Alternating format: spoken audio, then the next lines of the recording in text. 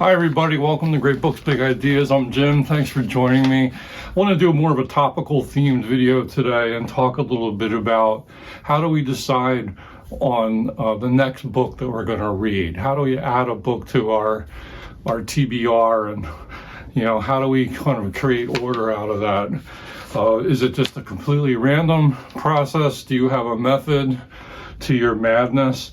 And this idea came to mind through a viewer comment. Libro Paradiso has a very fine booktube channel, one of my favorite booktubers, and he was commenting on how he decides to choose a book to read, if as he's going through the books on his shelf. So this got me thinking, and I was wondering what you all think about this. How do you decide what you're going to read next? Are you a proponent of reading plans? Are you a fan of reading events? Do you like to do buddy reads? Do you respond to book tags? And does that lead to books that you're going to put on your TBR? Do you have any kind of method at all, or is it all madness? Well, let me share some of my habits, and I invite you to share your own approaches in the comments. So we'll get right into it. Let's take up the question of reading plans, first of all. So to a small degree, I would say, yes, I do subscribe to reading plans, but I tend to proceed with caution. The great books set that my father had, I've made a video about this, which has gotten a lot of views. That kind of set some guiding principles for me. Those books just happened to be in my bedroom. They were like a white elephant. And I, very early on in my teenage years, decided I was going to try to read as many of those books, or all of them, as I could. And that's been a lifetime project. But it's been very, loosely followed. But I do have that in the back of my mind as something that I always come back to. And it's guided some of the choices of video content I make here on the channel. So that would be one example of a reading plan. Another, I guess this would be more of a reading event, but earlier this year in 2025, I decided I was going to reread Marcel Proust, In Search of Lost Time, because I had collected the newer translations in the Penguin Deluxe Classics series. And I thought, I bought these books, I want to read them, and I want to compare the translations. But that was triggered by some other booktubers who said they were going to read Proust in 2025. So I thought, well, I'll hop on that train. Now, I don't know what's happened to that reading event, if it's because I don't really do Discord or things like that. So I'm not up on whether they're still doing that project. I haven't seen videos about that. Maybe they're going to wait till they're done the whole thing. I'm not sure. But anyway, that was kind of a reading event. And then I just went my own way with it. And I made a whole series of videos on each volume. And had a lot of fun doing that, and I got through Proust in about 6 or 7 months. So that would be an example. But more generally speaking, I like to, I just have an interest in classic books and literary classics and things like that, and humanities books. So I have these general interests that are guiding principles, and I always come back to that. And I also think of a reading plan that when I was younger, in my 20s and into my 30s, I was collecting a lot of books at library sales and used bookstops, and some new. and I decided I would organize them sort of chronologically, roughly, and I was just going to start reading through a lot of this classic literature chronologically, and again, not in a rigorous, strict way, and there were a lot of interruptions, but I did do that, and I have kind of generally followed that all the way up until now. Currently, I'm in the 20th century. But it's not anything that's like super strict. It's just more like a way into my books, and it's like sort of a consideration, a factor, and that I guess you could call that like a loose reading plan too. But more and more, I have tempered that impulse, and I try to open myself up to other methods for choosing what I'm going to read next. And I'm a lot looser with it, and I think happier for that. Now, this pulls off of something that Libro Paradiso said. If the reading plan is too strict, it starts to feel like homework, or it becomes a chore. And I don't want homework. I don't want chores. Now, if you are committing to a program of self-education, some rigor and discipline is in order. You're going to need that in order to kind of be your own taskmaster. That's without a doubt. But I'm not really doing anything like that rigorously. My reading programs are much looser. They're just more general than that. So. With one or two exceptions, which I'll get to, but I'm just too much of a maverick as a reader to fit into that straitjacket or that lane. I'm always taking detours and veering off course, and I recognize that desire to want to read all kinds of stuff. That's why I don't read strictly in like any one genre, with the exception of like I do love classic books, but that's so broad, like that encompasses almost any genre.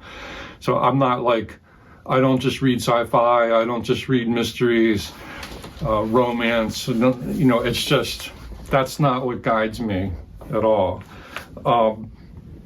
But yes, I do believe that if you're following a plan or you're participating in a reading event, to me that would just bring pressure. Like I have to do this assignment from my group. That's why I'm also not too into book clubs, although I haven't really tried them, but I just don't think it would be quite the fit for me. A virtual book club maybe, but to just have to say like, you all have to read this book and we're going to talk about it next month, I don't know. I would kind of bristle at that. Like it would just start to feel like a chore. That's just me.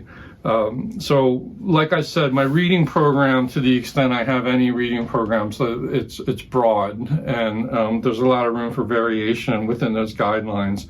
Now, a slight exception to that would be the 10-year reading plan that I've signed on for from this Great Books of the Western World, Britannica. They have two sets of 10-year plans, one with the first edition, and this is from the second edition. So I am following that. It's taking me a lot longer to get through year one than anticipated, but that gives me a little bit of structure. But the reason I'm doing that 10-year plan really isn't for me, it's for you, for some of the viewers here who are interested in those Britannica sets and they want to find a way into it. And this is my way of encouraging you to sample from the great books and get a dose and enjoy and learn from what you're reading. And it can be a bit overwhelming when you look at all those volumes together and you really don't know where to start. Well, this gives you a way into that. So reading programs have their usefulness, and reading plans are useful, but I do proceed with caution, and I caution you all to maybe not subscribe exclusively to reading plans, because I think the risk of burnout is really high, and no one wants to burn out on reading. In my personal reading life, I have gravitated to other methods of choosing what I'm going to read next, and I'll cover these now. The first, I guess I would call serendipity. Serendipity is when you sort of, without expecting it, accidentally stumble into something that interests you. And this can happen in a lot of different ways. Like, for instance, I might stumble into a booktube video and someone talks about a book that I don't know much about, and they get me interested in it. So I add it to my TBR. It also happens with comments on videos that I make. So a few times people have recommended books to me that I went and sought out and really enjoyed those books. Cases in point would be Elegance of the Hedgehog novel. Love that book. I've never heard of it, but thanks to a viewer, there I went. Just recently, a commenter mentioned a book, Memoirs of Hadrian, historical novel. Never heard of it. I've added it to the TBR. I'll be on the lookout for that. Another viewer mentioned a biography of C.K. Scott Moncrief that who was the original translator of Proust in English. I found that on eBay and I read it and really enjoyed it. So these comments come in at random, and oftentimes what they mention sticks, and I do get interested, and I've had a lot of success that way. But I also, what more often happens with serendipity would be I'm browsing my own bookshelf, or I'm just staring into the middle distance and there's a bookshelf and a title might call my name. It calls me out and says, read me. So for some reason, I take interest in it. And this can happen if you're browsing a library or a bookshop. What sometimes happens is I might be looking for one thing in the bookstore, and let's say they don't have it, but then there's a book like 2 rows down, that's kind of, oh, there's a book that looks interesting, and I pick it up and I might get it, or I see something that's on sale and it gets my interest. Now, these seem to happen at random. Maybe there's hidden hands at work. I don't know. It seems accidental. There maybe is some subconscious thread that's making me see these books and make me want to read them, but I'm not aware of that, and I don't really think too hard about that. It doesn't matter to me. I actually rather like serendipity when it happens. It's sort of it's a nice feeling to get interested in something that you didn't think you would be interested in. And so that's the serendipity approach. And then there's what I would call reading jags, where this is much more conscious. It's a streak or a river current, a chain of associated books. And the association could be, maybe I want to read like many books by the same author. Like, I really like that book, I want to read another one by that author. And my wife used to do this more than I did. Like, she would, she read like Being There by Jerzy Kosinski, and then she read like every Jerzy Kosinski book. Or Milan Kundera, she read Unbearable Lightness of Being, and then read everything by Kundera. That's a streak or a jag, and sometimes that happens with me with authors too, but not to that extent. But maybe I want to read books on a theme or a topic, or sometimes within a genre, but I think more often it happens with more like a thematic basis or a topic. So I can give you an example of how this works with me. And also, what happens is you'll see that these different reading approaches or methods of choosing what to read next, they can intertwine into an interesting network or a weave. So one sort of feeds the other. So for example, in this 10-year reading plan, one of the readings was the book of Matthew, one of the Gospels. So I reread that and enjoyed it. It was great to revisit it, and then that triggered like an interest in religious books or books that related to religion and mythology. So pretty soon, I picked up a book that I found in a library sale recently, Words with Power: The Bible and Literature by Northrop Frye, and I read that. So the interest in the book of Matthew fed into what Northrop Frye was talking about. And then I was in the bookstore, used book shop, and I found The Bible and Literature, The Great Code by Northrop Frye, like his first stab at this topic. So I read that and learned a lot from it. And it's like reinforcing like this interest. And then that then led through this sort of chain reaction back to the 10-year reading plan, because another reading on that list was the Confessions by St. Augustine.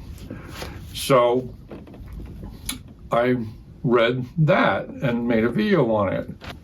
And then that also led to taking another stab at The City of God by St. Augustine, which is in this volume. When that's part of my general overall sort of background reading program of trying to read all the great books of the Western world set. And this was a book that I had attempted in the Modern Library edition and did not finish. And I will certainly finish it this time. I'm well into it. I think I'm over halfway through. And it's like a completely different reading experience. So sometimes it's good to give an author a second chance. And then that led to a book on the shelf. So this is more of like a serendipity phenomenon, where I was just kind of looking at the shelves in the bedroom where we have a lot of our fiction, paperback and hardcover. And I saw this book, City of God by E.L. Doctorow. It caught my eye. And this feeds into a small reading jag, because earlier in the year I read another book by E.L. Doctorow that I found in a little free library, which was a serendipity find called The Waterworks. And I enjoyed that book much more than I anticipated. So I thought, I want to read another E.L. Doctorow. Well, this is the one I picked up because it was there. And my wife recommended it. She read it, or read most of it, and said, you really should read this. I think you would like it. So I finally got around to reading it, and I really liked it. And I'm going to do a review of it real soon, maybe this week. But City of God is a reference and allusion to the City of God that I'm reading over here by St. Augustine. But this is a much more modern view of religion and so forth. But that is kind of how it works for me. It's like this weave, or this almost like a pinball, kind of going around the pinball machine. And I never know what I'm going to pick up next sometimes. But that is, to me, a lot of fun, because I like a little bit of the element of the unexpected, of improvisation with my reading choices. And at some point, this sort of religious thread will probably play itself out and go away for a while, and I'll get interested in some other theme and just kind of run that through its course. And finally, I'll mention, I guess this is another reading approach, but I sometimes pick a book to read based on whether I want to keep it or not. So it could be, I guess I'll call this the recycling approach. And it might be I need to clear shelf space, so I have to pick some books and give them like a final chance to win me over, or else I'll purge them. And it could be an author that I've maybe collected a little too much, and maybe I realize I'm not as huge of a fan of them as I thought I might be, but I want to give them a chance. So an example of that would be like John Updike or Philip Roth, authors that I haven't read enough of their work, but I maybe have some of their books in the house, and I'm gonna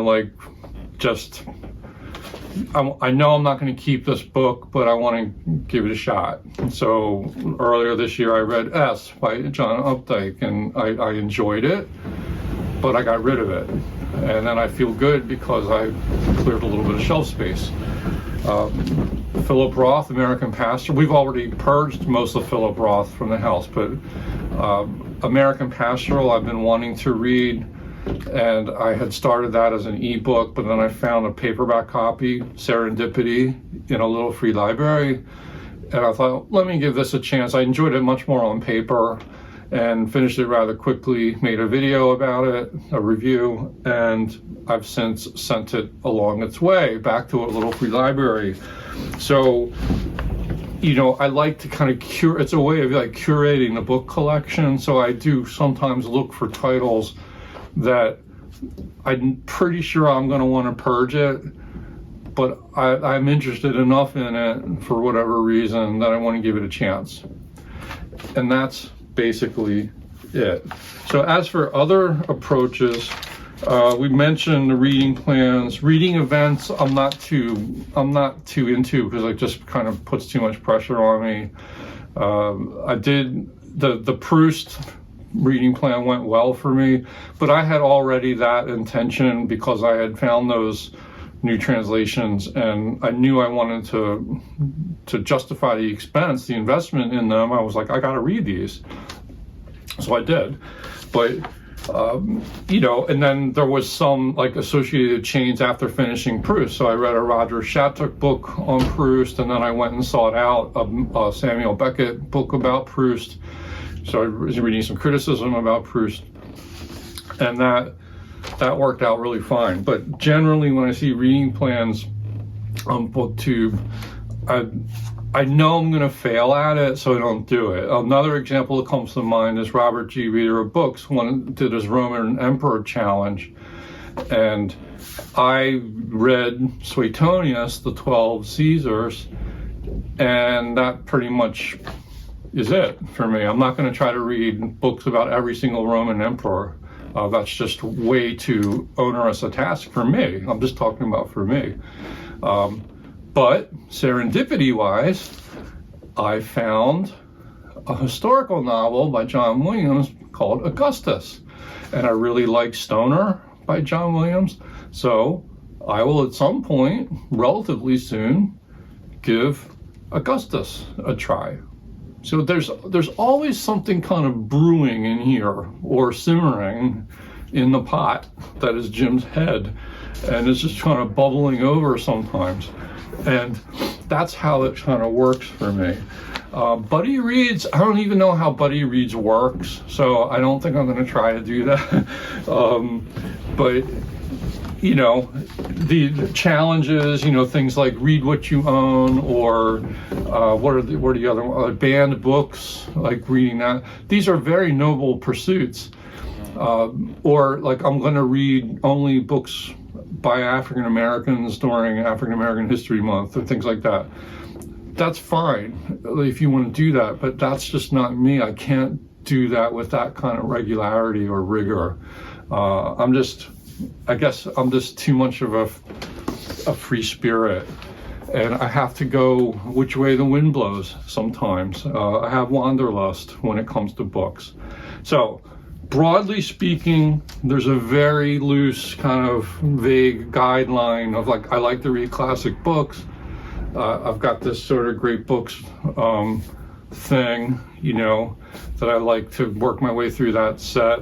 But it's mostly just beyond that, just in classic literature and humanities, philosophy, history. Like I'm just always will be interested in that. and that sort of guides some choices I make.